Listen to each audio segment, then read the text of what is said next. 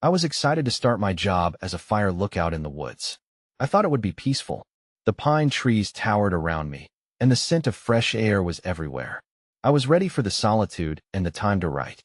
But I soon learned that things were not what they seemed. On my second night, I was at the radio when the park ranger's voice came through. He sounded serious. "You need to follow some rules," he said. I remember rolling my eyes. He told me not to look at the woods after dark. He also said to never ignore the rustling leaves or the shadows at the base of my tower. I thought he was crazy. How could a little rustling or some moving shadows be dangerous? I tried to push his words out of my mind. But the longer I stayed, the more I felt something strange. The woods felt alive. Every wind gust seemed to whisper something. I distracted myself with writing, but noises grew louder. I started to jump at every little sound. I thought I was just paranoid. One night, I saw something shift behind the trees. It was too dark to tell what it was. I figured it was just a deer. I tried to focus on my writing, but my palms were sweaty. I remembered what the ranger said about shadows. I kept away from the window, but I was drawn to it anyway. Then it kicked off. One night, I heard rustling under my tower. It didn't sound right. The feeling in my stomach turned cold. My heart raced. I peered down at the base of my tower.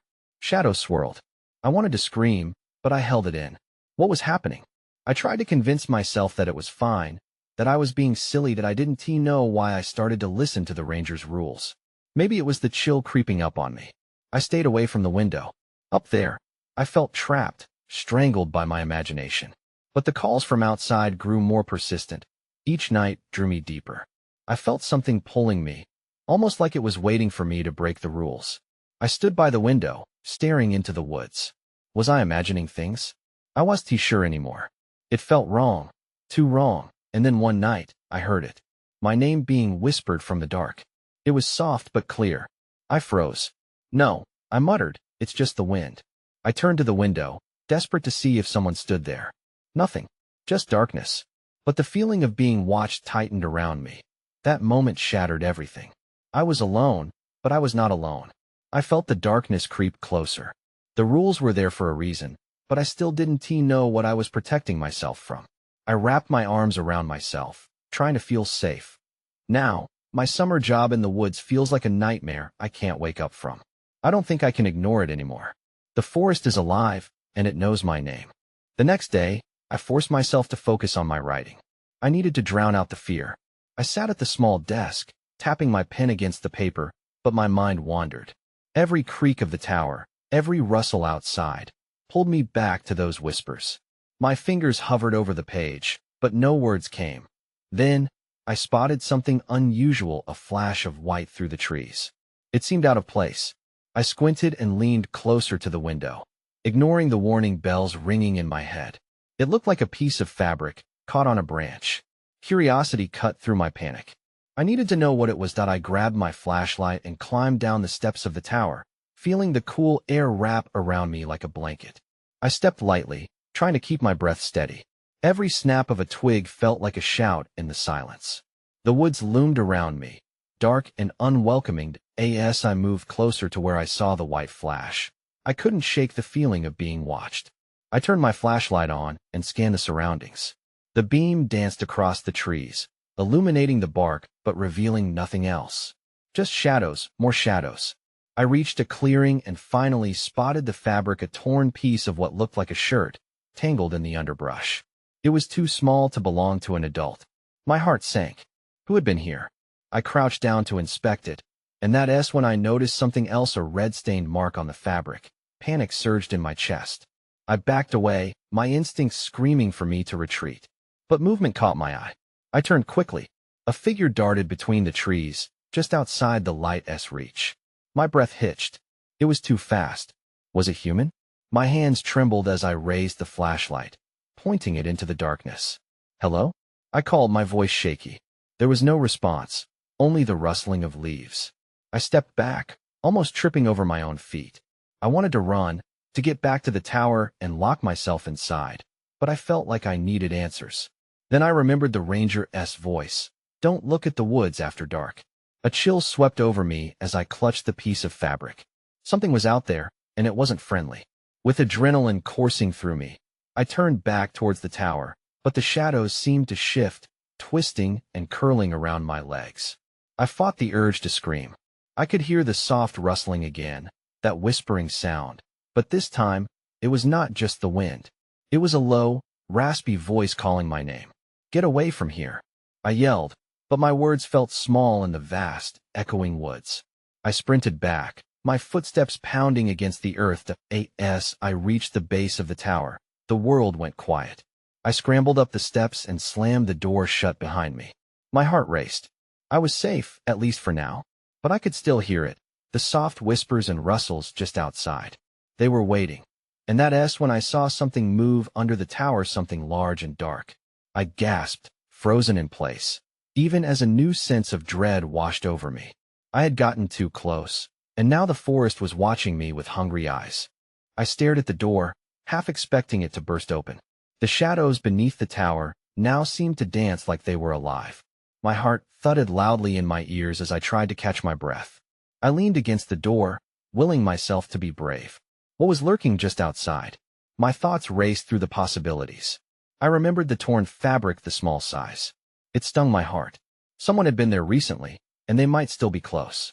I gripped my flashlight tightly, using its beam to scan the narrow space beneath the tower. Just darkness greeted me, but I could hear the movement. It was nearby, just out of sight.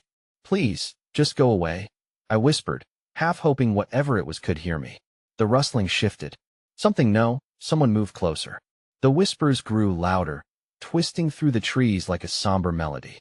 I squeezed my eyes shut, wishing myself to a safer place. This was too much. Then, something thudded against the base of the tower. I jumped, slamming my back against the door. My mind was racing. If I couldn't see it, I couldn't handle it. I was an author, not a warrior. I took a deep breath and forced myself to stand straight, flipping the flashlight to scan the immediate area. It was now or never. "Show yourself," I called out, my voice trembling but firm. Nothing answered.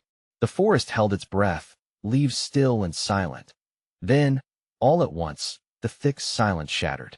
A low growl rolled through the darkness, vibrating in my chest and freezing me to the spot. It was deep and guttural, almost animal-like. I didn't know what could produce that sound, but my instincts screamed. Run! I backed away from the door, adrenaline fueling my steps, but a flicker of movement caught my eye. I turned just in time to see a shadow slip back into the tree line. I couldn't see clearly, but it was big, bigger than anything I expected to find out here. Heart racing, I made a decision. The tower was no longer safe. I had to find out what that figure was. I quickly grabbed my backpack, shoving my notebook and a water bottle inside. I took one last glance at the door behind me. The whispers were gone, replaced by an eerie stillness. I opened the door slowly, peering into the dark. The trees loomed in front of me, an impenetrable maze. The faintest light from the moon illuminated the path where I last saw the shadow. I took a breath and stepped forward. As I moved deeper into the woods, the air thickened, heavy with something I couldn't quite name. It felt wrong. I searched for signs: the torn fabric, the shape in the shadows, but the forest was quiet again, as if it were playing with me. Then, a snap.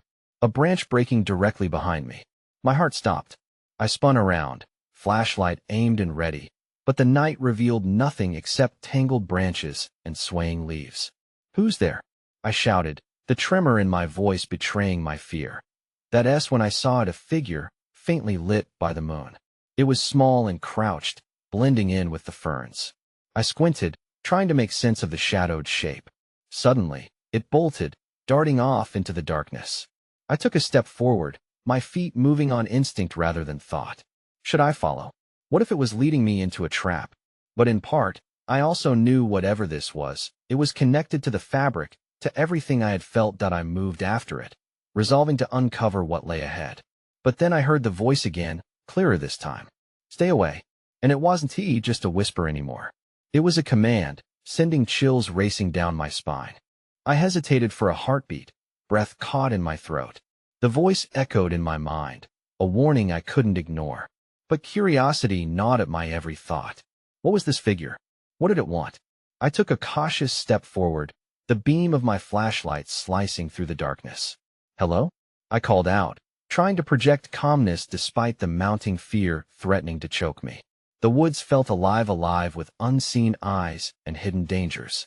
Every rustle could be an answer or a predator, and I was trapped somewhere in between. I listened closely, hoping to catch a response, but only silence replied. Then, a movement from the corner of my eye caught my attention. I turned, the light bobbing wildly. But now the figure was nothing more than a dark shape against the trees, just beyond my reach. "Please, I need to know what is going on," I shouted, more confidently than I felt. And then it happened, an unexpected plunge into freezing darkness as my flashlight blinked out. I felt a panic surge, and instinctively, I pressed the button again. Nothing. Just as I began to breathe faster, the moon changed its angle, and a thin sliver of light broke through the canopy. I could see outlines of trees, but shadows played tricks on my eyes. I stepped back, now overwhelmed by a fear I couldn't shake. Suddenly, a shrill cry shattered the stillness, a desperate sound, like that of a child. A child. My heart dropped at the thought, and I felt drawn in that direction despite my fear. I fumbled for my backpack, grappling for the small emergency whistle I had packed weeks ago. My hands trembled as I pulled it out, somehow hopeful that it would summons help. I took a deep breath and blew hard, the sharp note piercing the night air. Silence settled again. Then, before I could feel gratitude for the sound of help, the figure reappeared, darting through the thickets with an urgency that made my chest tighten. I was torn, follow it or run the other way. My instincts screamed to turn back, yet my search for answers kept me rooted to the spot. Then it stopped, twisted back toward me. I felt the weight of its gaze, a shimmering glimpse of something both familiar and terrifying. It didn't seem afraid anymore. Instead, it beckoned with a jerk of its head as if saying, "Come, if you dare." I took a halting step forward. "Wait," I called out, but my voice felt weak against the shadows closing in around us. And then, as quickly as it had come, the figure bolted again, sprinting deep into the underbrush. Desperation struck me. "No. Don't leave." My pulse quickened. What if I lost it? I sprinted after it, pushing through the underbrush, branches clawing at my clothes and skin. I needed to know who or what was ahead before it vanished entirely. But with each step, the darkness intensified, as if the forest itself was trying to swallow me whole. Then, I heard a crackle beneath my feet as I stepped onto something solid. I froze, flashlight beam darting down to reveal an old, rotting tree stump marked by deep slashes, almost like claw marks. That I leaned closer, a mix of fear and determination washing over me. "What happened here?" I whispered into the void. But in that moment, everything shifted. Something moved behind me, and the growl returned, louder, closer yet unnervingly familiar. It was almost protective. I turned slowly, dread creeping up my spine. That's when I saw it, a pair of glowing eyes watching me from the shadows, unblinking. Any sense of bravery I had crumbled away. "What do you want?" I stammered, my heart pounding, realizing the forest was revealing its secrets, but I might not want to know them. The eyes didn't move. They bore into me, unyielding and unsettling. I thought about running, but my legs felt glued to the ground. The growl rumbled softly again, a warning that made my skin prickle. "Please," I whispered, more to myself than to the figure lurking in the shadows. "I just want to help." A sudden rustle in the underbrush made my heart skip. The figure appeared before me, its form ethereal, almost human, yet distorted. I could see patches of fur and a long, elongated jaw that looked more animal than person. The eyes were still fixed on me, blinking slowly, and oddly, compassion flickered within their depths. "Are you lost?" It seemed to ask without words. Tension tightened in my chest, and my fear began to morph into something else, curiosity, perhaps. I took a step back, ready to bolt, but the creature didn't approach. Instead, it tilted its head, as if trying to understand my fear. Then, the shrill cry pierced the night once more, echoing through the trees. I winced at the sound, heart racing anew. "What is that?" I asked, anxiety creeping back in full force. The figure turned and darted deeper into the woods, glancing back as if urging me to follow again.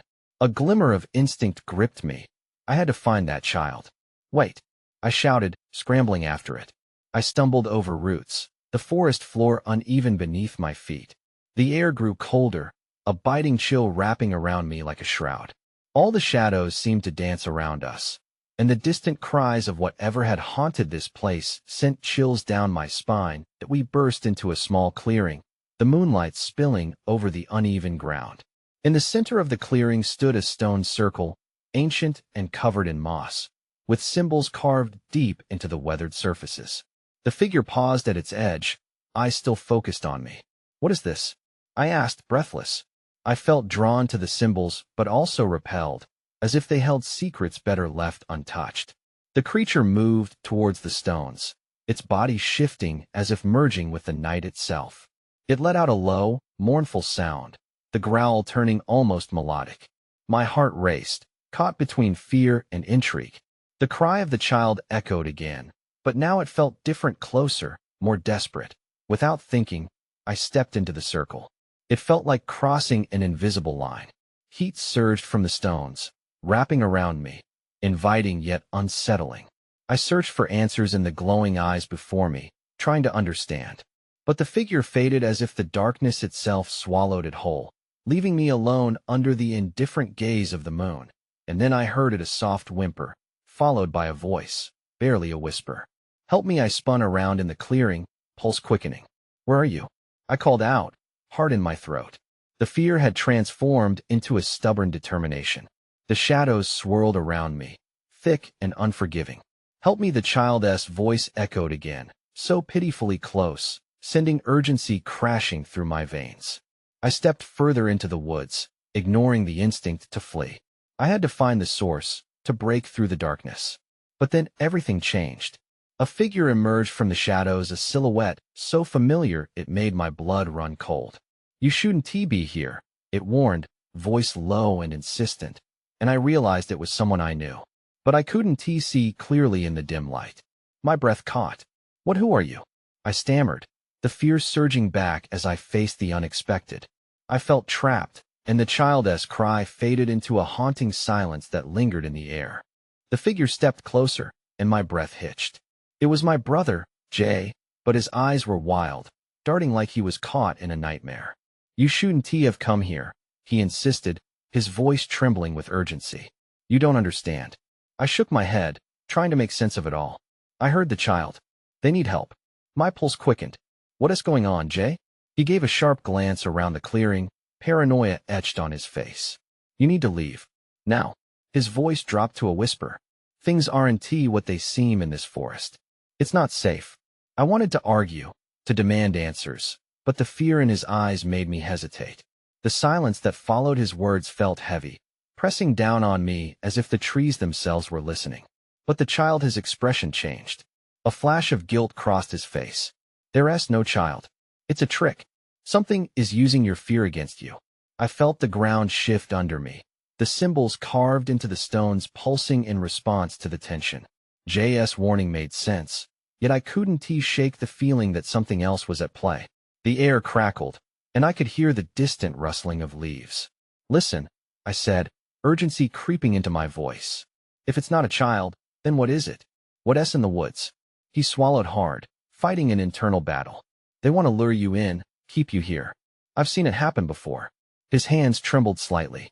"And once you're in, you might never come out." Before I could respond, a low growl rose from the shadows. My instincts kicked in, and I stepped back into the stone circle, searching for safety. The creature from before reappeared, its eyes now fixed on Jay. It moved with a graceful fluidity, as if weaving between realities, its form becoming more pronounced as it approached. "Stay back," Jay shouted, stepping in front of me. The growling grew louder, echoing through the clearing as the figure seemed to merge with the shadows around it. "It's drawn to you. We have to go?" But I couldn't move. My gaze was fixed on the creature, its frightening beauty captivating. I felt its energy fill the space, a twisted intertwining of dread and allure. "No, Jay. I want to leave," I insisted, feeling a connection pulling me forward. "Please," he yelled, panic cutting through him. "You don't know what you're doing." And then I understood. The creature wasn't just watching, it was waiting. Waiting for me to make a choice. The growl transformed into a call, resonating deep inside me. I took a step forward, drawn toward the entity in a way I couldn't explain. That's when the world around us shifted, and everything went dark, suddenly. The moonlight vanished, swallowed by an all-consuming shadow. J's voice echoed in the void, frantic and fading. I realized I was no longer in the clearing. I was somewhere else entirely. A place that felt ancient and alive, pulsing with a heartbeat of its own. Jay, I called out, my voice swallowed by the darkness. But I knew, somehow, that I was not alone. I opened my eyes. It felt like waking from a dream that faded too quickly. I was lying on a hard surface, the ground beneath me rough and uneven. Distant sounds echoed in the dark. Crickets chirped, and somewhere, a branch snapped. I sat up, blinking into the darkness. The air was thick and cool, and I could make out the outlines of twisted trees surrounding me. I realized I was in a denser part of the woods, but there were no stars above. The sky felt suffocating, like the shadows were alive and closing in. Jay, I called again, but no answer came. Anxiety gnawed at me. I felt completely alone. I started to move, brushing dirt off my clothes as I rose to my feet. My heart raced as I scanned the area, searching for any sign of my brother. Then I spotted them. Symbols, similar to the ones from the stone circle, were carved into the bark of the trees. They glowed faintly, pulsing like a heartbeat. As I approached, I could see the outlines of figures etched into the wood. Each one seemed to tell a story, twisted faces locked in silent screams. It was unsettling. Okay, think, I muttered to myself, trying to regain composure. I backed away from the trees, instincts screaming at me to be cautious. The last thing I needed was to attract the creature again. That's when I heard it a whisper, soft at first, like a breeze rustling through leaves.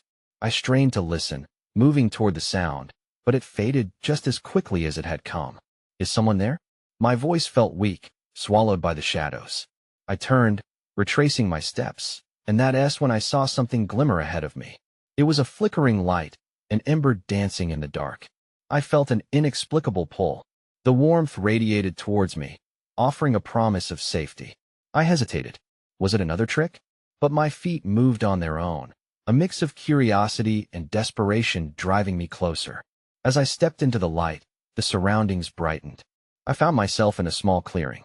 In the center stood a fire, its flames weaving intricate patterns that illuminated a curved stone altar.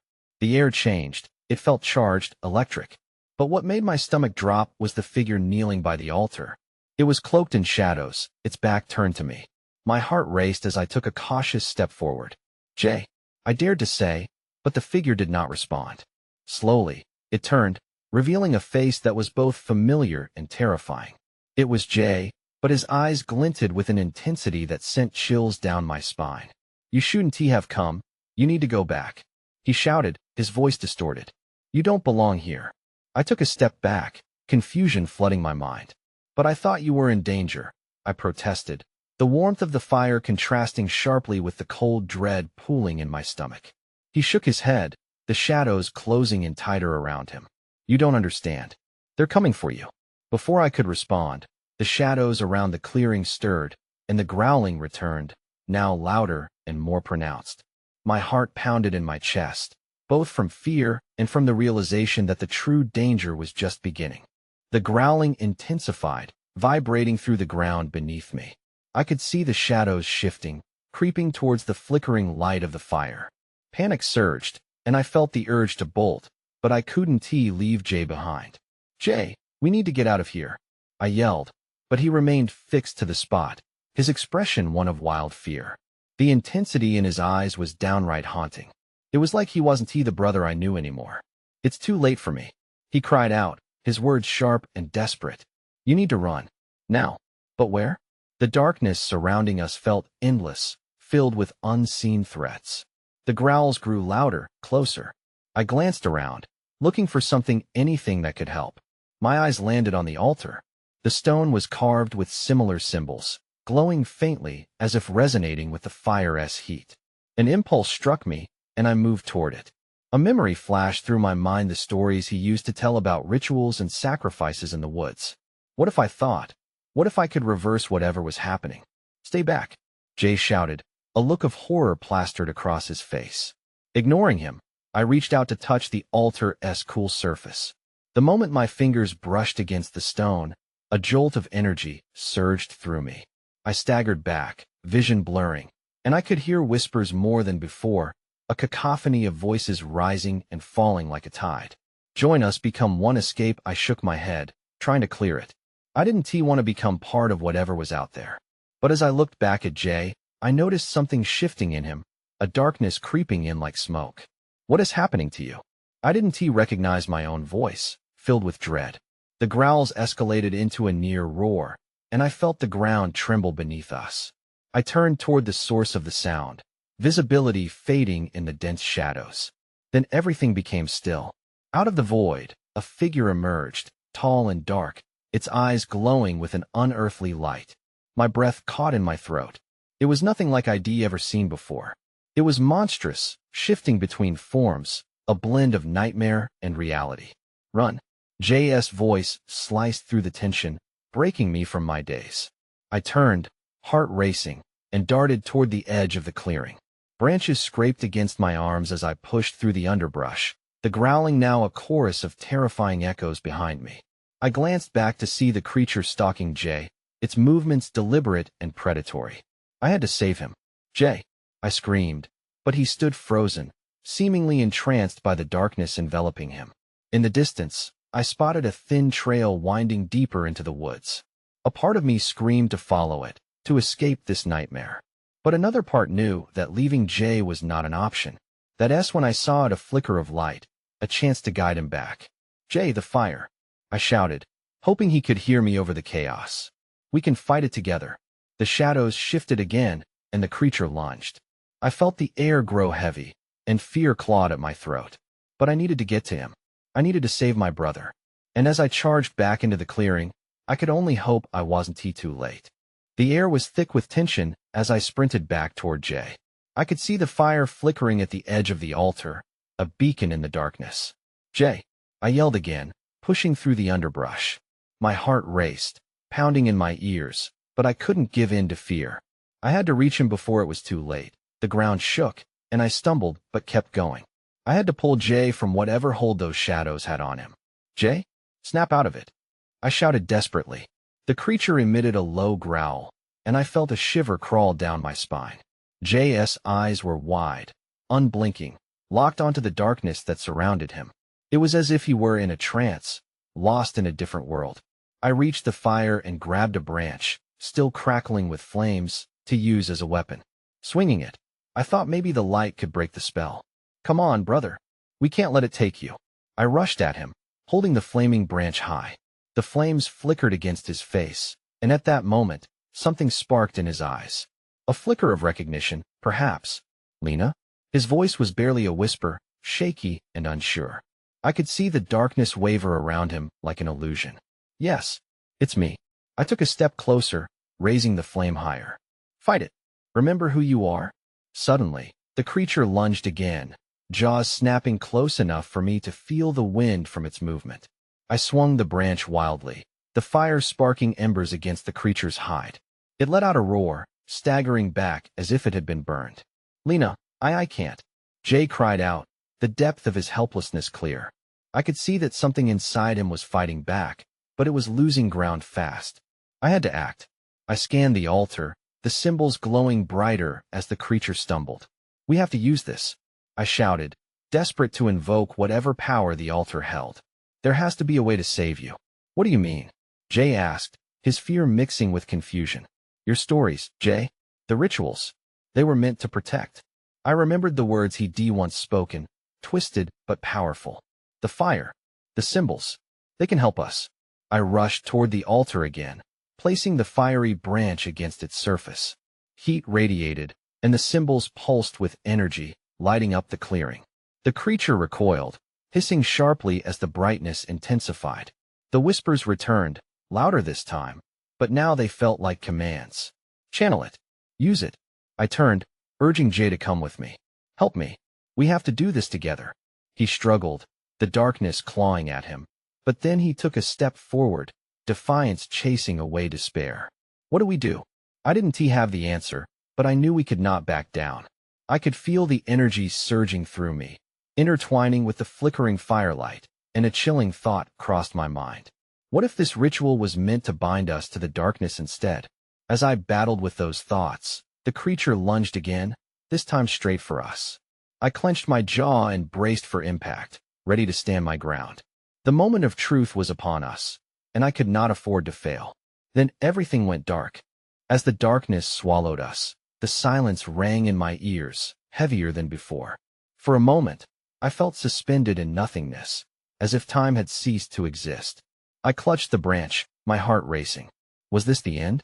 I heard a faint whisper, a call for help, muffled yet oddly comforting in the chaos.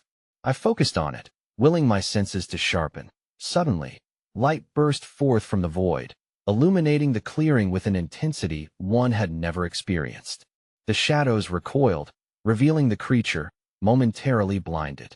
Jay and I stood at the altar's edge. The eyes that had once held a fierce glow now appeared duller, hesitant. "Now!" I shouted, summoning every ounce of strength. A surge of energy coursed through me, as if the symbols etched in stone were responding, compounding our shared determination. Jay, still struggling against the grasp of the darkness, nodded, a look of fierce resolve igniting in his eyes. He stepped closer, joining me as we lifted the flaming branch together toward the altar. The blaze caught the ancient symbols, igniting with a pulse that resonated deep within the earth. "Together!" I cried. The light spread, wrapping around us, and for the first time, I could feel a change in the air. The whispers went from malevolent to something softer, almost pleading. The creature, battered by the glow, snarled and lunged once more. Without thought, I swung the branch toward it, the flames licking at the very essence of its presence. It howled and recoiled, shadows curling back to reveal a glimpse of clarity behind the chaos. I realized then that this being had its own fear, a sorrowful existence cloaked in rage. "Release us!" Jay shouted, the words more a command than a plea now. I felt his reverberation through the earth, the power of the altar feeding off our combined fear and courage. In that moment, the growls faltered, replaced by a sound that rippled like an awakening. I could see shadows pulling away, flailing and chaotic, retreating into the darkness surrounding us. The creature's form flickered, almost dissipating as the energy grew. For what felt like an eternity, we shined together, a blinding force of defiance against an age-old evil. But then, as abruptly as it had begun, the shadows fell silent, and the air grew still. There was a stillness, tentatively beautiful, an echo of what we had overcome, but I didn't feel victorious. I glanced at Jay, and while he was free, the shadows still lingered at the edges of the clearing, barely perceptible, but hovering close enough to remind us of what we had narrowly escaped. I sensed something deep beneath the surface, questions best left unanswered. Did we really win? I asked, uncertainty creeping into my voice as I scanned the still woods. The shadows weren't gone, just hidden, waiting. Jay shook his head, his expression too serious. "I think we just postponed it. They'll always be here, waiting for someone to slip again." I took a wary step back as the fire sputtered ominously, collapsing into embers, and the warmth of the moment faded. The darkness beyond the clearing loomed, unnaturally still. "What do we do now?" I asked, yearning for a simple solution to this complex web of fear. "I don't know," he admitted, his gaze drifting toward the dense thicket. "But we have to leave this place. I can't stay. You shouldn't either." I nodded. "Let us go? Together." As we turned away from the clearing, I felt a lingering sensation behind us, a haunting specter of what we had faced tonight. Jay and I stepped back into the forest, the moonlight filtering through the trees, illuminating our path, but casting shadows that felt heavier than before. Outside the woods, the sky began to lighten, a hint of dawn creeping in. We made our way back, silently urging each other onward, relief but not peace resting in our hearts. I still think about that night sometimes. The forest still calls to me and whispers on the wind, taunting me with its shadows. I'm not sure if those shadows are merely manifestations of fear or if they are something more, something otherworldly. I don't know if I'll ever get the answers. Sometimes, I still hear the whispers behind me, coaxing me to return. But for now, I remain an observer, my mind forever sifting through the hazy boundaries between reality and the secrets the dark woods wanted to reveal.